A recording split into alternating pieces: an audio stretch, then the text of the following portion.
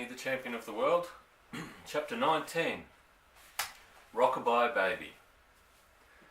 At 8:30 the next morning, my father went into the workshop and dialed Doc Spencer's number on the telephone.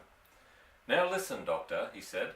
"If you could be here at the filling station in about half an hour, I think I might have a little surprise present for you." The doctor said something in reply and my father replaced the receiver. At 9 o'clock, Doc Spencer arrived in his car. My father went over to him and the two of them held a whispered conversation beside the pumps. Suddenly, the tiny doctor clapped his hands together and sprang up high in the air, hooting with laughter. "You don't mean it," he cried. "It's not possible."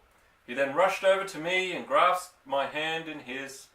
"I do congratulate you, my dear boy," he cried, pumping my hand up and down so fiercely it nearly came off. "What a triumph! What a miracle! What a victory! Now why on earth didn't I think of that method myself? You are a genius, sir. Hail to thee, dear Danny, you're the champion of the world." "Here she comes," my father called out, pointing down the road. "Here she comes, Doctor." "Here who comes?" the doctor said. "Mrs. Clipstone." He spoke the name proudly, as though he were a commander referring to his bravest officer. The three of us stood together beside the pumps, looking down the road. "Can't you see her?" my father asked. Far away in the distance, I could just make out a small figure advancing towards us. "What's she pushing, Dad?" My father gave me a sly look. "There's only one way of delivering pheasants safely," he said, "and that's under a baby. Isn't that right, Doctor?" "Under a baby?" Doc Spencer said. "Of course, in a pram, with the baby on top." "Fantastic," the doctor said. "My old dad thought that one up many years ago," my father said, "and it's never been known to fail yet." "It's brilliant," Doc Spencer said. "Only a brilliant mind could think of a thing like that." "He was a brilliant man," my father said. "Can you see him now, Doctor? And that'll be young Christopher Clipstone sitting up in the pram. He's 1.5, a lovely child. I birthed him," Doc Spencer said. "He weighed 8 pounds 3 ounces. I could just make out the small dot of a baby sitting high up in the pram, which had its hood folded down.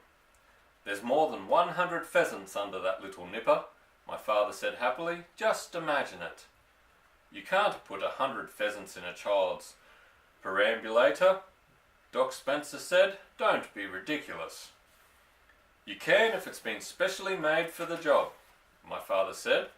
"This one is built extra long and extra wide and it's got an extra deep well underneath. Listen, you could push a cow around in there if you wanted to, let alone 100 pheasants and a baby." "Did you make it yourself, Dad?" I asked. "More or less, Danny. You remember when I walked you to school and then went off to buy the raisins?" "The day before yesterday," I said. "Yes, and after that I went straight on to the vicarage and converted their pram into this special extra large poacher's model. It's a beauty, really it is. You wait till you see it. And Mrs. Clipstone says it pushes even easier than her ordinary one. She did a practice circuit with it in a backyard as soon as I'd finished it." "Fantastic," the doctor said again. "Absolutely fantastic." "Normally," my father went on, "an ordinary bought pram is all you'd ever need.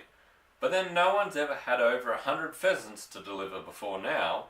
"Where does the baby sit?" the doctor asked. "On top, of course," my father said. "All you need is a sheet to cover them and the baby sits on the sheet. A bunch of pheasants makes a nice soft mattress for any child." "I don't doubt it," the doctor said.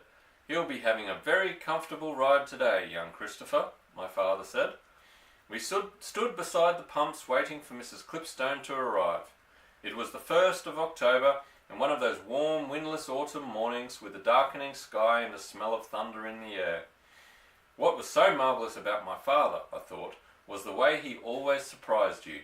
It was impossible to be with him for long without being surprised and astounded by one thing or another. He was like a conjurer bringing things out of a hat. Right now it was the pram and the baby. In a few minutes it would be something else again. I felt sure of that. "Right through the village bold as brass," my father said. "Good for her." "She seems in an awful hurry, Dad," I said.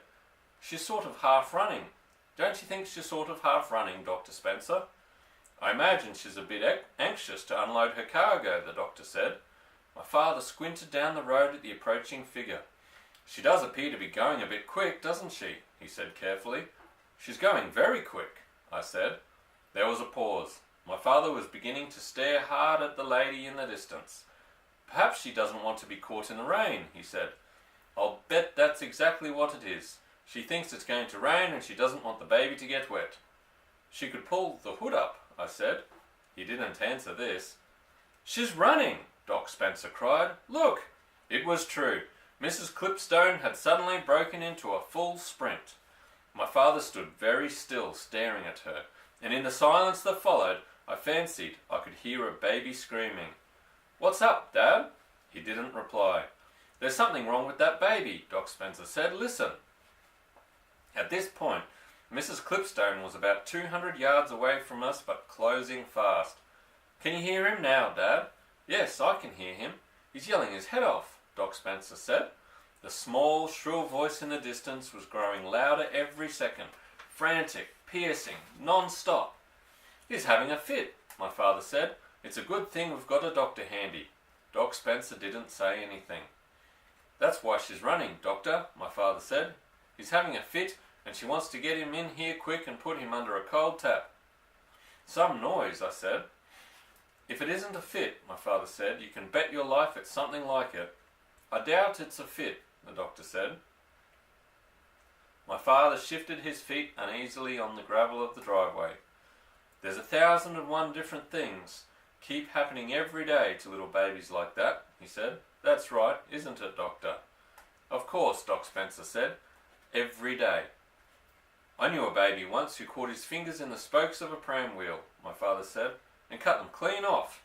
The doctor smiled. "Whatever it is," my father said, "I wish to heaven she'd stop running. It'll give the game away." A long lorry loaded with bricks came up behind the pram, and the driver slowed down and poked his head out of the window to stare. Mrs. Clipstone ignored him and flew on. She was so close now I could see her big red face with the mouth wide open, panting for breath. I noticed she was wearing white gloves on her hands, very prim and dainty, and there was a funny little white hat to match perched right on the top of her head, like a mushroom. Suddenly, out of the pram, straight up into the air, flew an enormous pheasant. My father let out a cry of horror. The fool in the lorry began roaring with laughter. The pheasant flapped around drunkenly for a few seconds, then lost height and landed on the grass by the side of the road. "Crikey," Doc Spencer said, "look at that." A grocer's van came up behind the lorry and began hooting to get by. Mrs. Clipstone kept on running. Then whoosh! A second pheasant flew up out of the pram, then a third and a fourth. "Great Scott," Dr. Spencer said. "I know what's happened. It's the sleeping pills. They're wearing off." My father didn't say a word. Mrs. Clipstone covered the last 50 yards at a tremendous pace. She came swinging into the filling station with birds flying out of the pram in all directions. "What on earth is happening?" she shrieked. She pulled up sharp against the first pump and seized the screaming infant in her arms and dragged him clear. With the weight of the child suddenly lifted away, a great cloud of pheasants rose up out of the gigantic pram. There must have been well over 100 of them, and the whole sky above us was filled with huge brown birds clapping their wings. "A sleeping pill doesn't last forever," Doc Spencer said, shaking his head sadly. "It always wears off by the next morning."